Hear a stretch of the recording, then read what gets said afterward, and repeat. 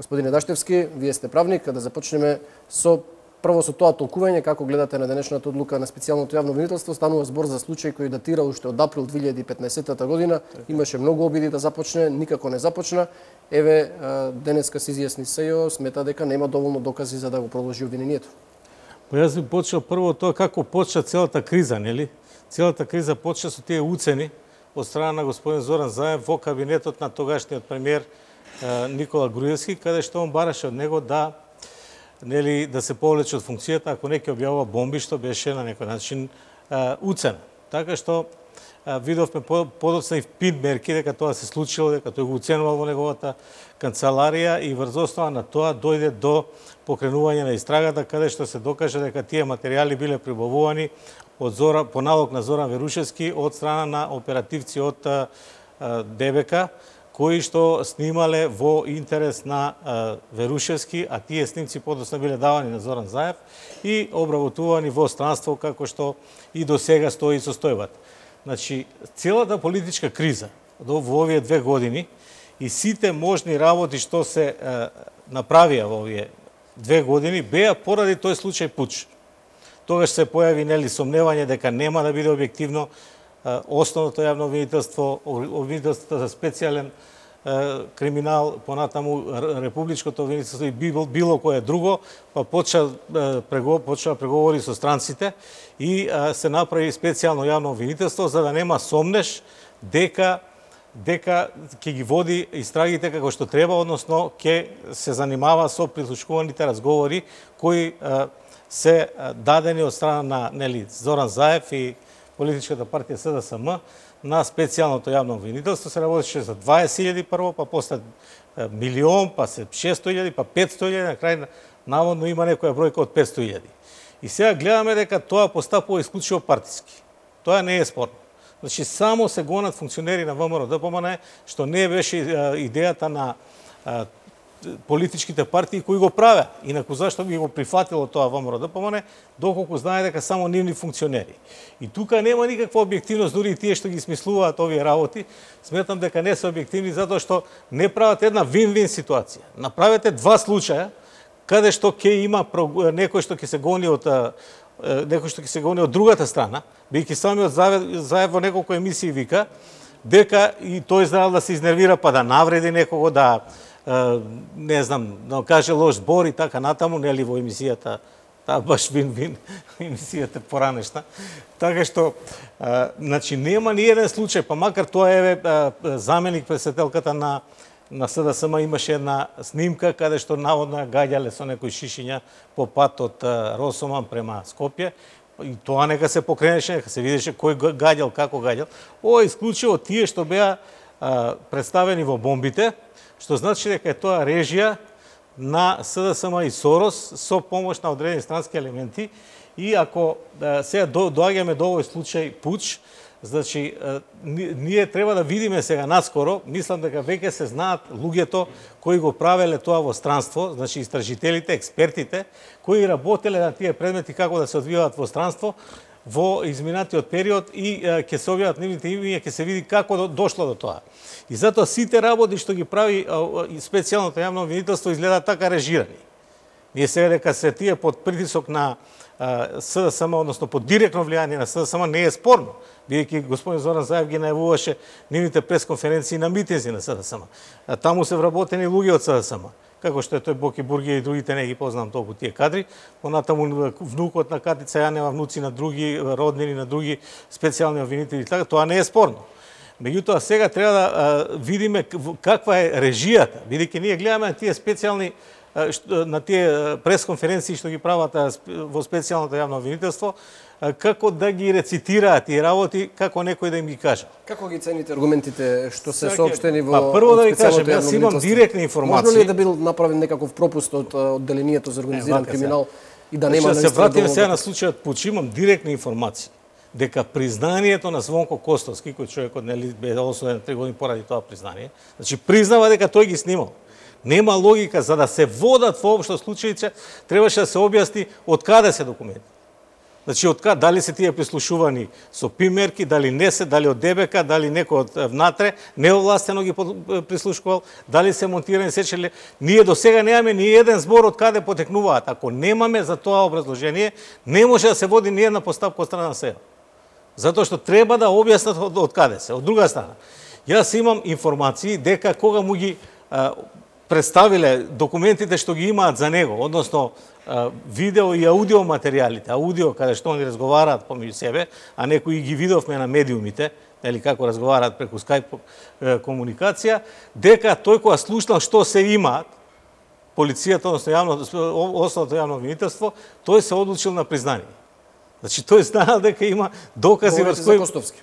Ова зборам за Звонко Костовски, бидејќи тој призна и е осуден. Не може сега да повлекуваат кога човекот е осуден за тоа и лежеше, значи дека постои дело. Не може да не постои дело.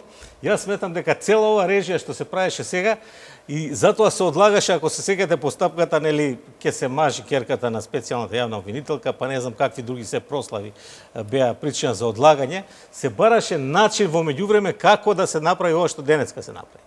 Затоа што многу тешко е кога имате вие покрајен случај со докази, аудио, видео и секакви материјали, кога човек е осуден, кога двајца биле во притвор, односно четворица биле во притвор, со Северушевски и сопругата негова и тој Палифров од општина Струмица и другите, сега вие да се откажете. Значи ова сега што се случува е најден начин, бидејќи знаеме сега дека се менуваат работите на светско ниво. Знаеме дека ние не мора тука да предпоставуваме ништо, самиот иден председател кој, односно веќе избран председател Доналд Трамп, рече дека сад веќе нема да се мешаат во внатрешните работи на другите држави. Така што веќе нема да може да се прават притисоци, ајде сега формирај го СЕО, па ајде сега продолжиме во рокот, пошто не работело како што треба. Каде беше до сега 2 месеци СЕО? Значи, кога нема потреба од СЕО не функционира. Сега, кога треба да се инаугурира Трамп, кога веќе ќе престанат притисоците од таа администрација претходна која ги вршише, сега одеднаш се ослободува тој случај од пуч и на тој начин што имаме сега една хибридна таа подавка, што е тоа што го поднеле тие, што ќе го поднесат, бидејќи ние не можеме конкретно да разговараме, не сме ги виделе документите. Ова сообщение што го дадоа за јавноста дека ќе поднесат поднесок во кој ќе бара да се повлече затоа што фактичката ложба не се поклопува со доказите што тие ги имаат. Така тврдат, да. А за тоа, видете, за тоа одлучува судот, дали ќе се поклопи или нема да се поклопи. Значи на крај одлучува судот и дека не е затворена. По мене не е затворена постапката затоа што викаат дека тие докази во текот на главната расправа не може да се обезбедат. Значи треба да се обезбедат тие докази што тие ги спомнуваат тука, иако не е добро образложено, јас сметам дека судот ќе бара појаснување од нив. Значи треба Може ли да се случи да се врати предметот сега повторно во јавното обвинителство за организиран криминал, па тоа да го продолжи пак случајот или нема таква опција? Јас како што реков треба да причекаме да ги видиме сите документи, бидејќи ќе бара појаснување. Ова е нејасно како е дадено соопштението, меѓутоа сметам дека тоа намерата е да се одовлекува додека може, меѓутоа да стои во една статус кво состојба каде што нема да може да биде гонет никој, затоа што ќе се чека да се врати предметот во претходна постапка, иако тоа веќе се води главен претрес, порано главна расправа, значи ќе се чека и после тоа ќе почне да се бараат докази, за да се сложи фактичката состојба, што е една потполно нејасна состојба која треба да резултира со завршување на мандатот за неколку години на јавното обвинителство, односно за 2 години, колку е за 4 години, сега има година и пол, уште 2,5 години, за да случајот остане така, значи да не се заврши. Добро, ако не поднесат обвинение за 2 месеци, нема да имаат можност, потоа истекува рокот за поднесување обвинение. Па обвинението е поднесено, ова се води постапка, постапката е при крај, затоа што имаме еден осуден, имаме други. Добро, ако го повлечат, ќе треба повторно да поднесат, тие тврдат дека они викаат сега дека ова не повлекување. Тие велат ние не предуцираме дали е некој невин или виновен, туку сметаме дека за целосно и точно утврдување на состојбата потребни се дополнителни докази кои не може да бидат прибавени во фаза на главна расправа. Според мене тоа не е повлекување. Значи треба да се прибават тие докази, па да видиме дали ќе се повлече. Значи треба да се прибават тие докази. Они тоа го предлагаат, не го предлага некој трет. Така што предпоставувам дека ако вака го поднесат до судот, што не мислам дека така ќе го образложат таму, дека судот ќе им бара евентуално дополнителни некои објасненија, образложенија за ова и после тоа што судот, да подсетиме за јавноста, веќе го прифатил обвинителниот акт, а го прифатил со оглед на тоа што имало докази, инаку немало воопшто да влезе во процедура. Така е, така што јас сметам дека ова намерно се прави ваква една хибридна состојба за да не може постапката да биде завршена, односно да стои во место, да стои статус кво, додека не се создадат услови за водење на постапката, а такви услови нема да се создадат затоа што гледаме дека тие ги поврзуваат со други два предмета, тврдина и темел, ако не се лажам. Така што тврдина и таргет. Да, не таргет. Значи ние не знаеме кога ќе завршат тие предмети, дали ќе завршат воопшто, дали некој ќе биде обвинет или нема да биде обвинет. Тоа не зависи од нив, тоа зависи од судот. Дали ќе биде некој обвинет или не. Значи ако не биде никој обвинет во тие предмети, значи овој предмет ќе остане така. Или пак ако биде обвинет некој ќе продолжи предметот со тоа што ќе се врати во претходна постапка за да се обезбедат дополнителни докази за кои тие сметаат дека се веродостојни. Очигледно многу правни дилеми отвара овај поднесок, ова одлука на специјалното јавно обвинителство. Останува следните денови да видиме како ќе се одвива овој случај, какви ќе биде реакциите на судот и на основното јавно обвинителство, практично кој за организиран криминал кој го отвори овој случај, потоа го предаде по сила на закон на СЈО. Господин Даштевски, овој случај освен правни, сигурно ќе има и политички импликации со оглед на сложената политичка состојба во која се наоѓаме. Очигледно сега се трга тој товар на Заев како обвинет во овој случај. Додуше останува уште еден случај, тоа е случајот подкуп во кој тој е обвинет за криминал. Останува да видиме тој случај како ќе се одвива. Тој не е под специјалното јавно обвинителство.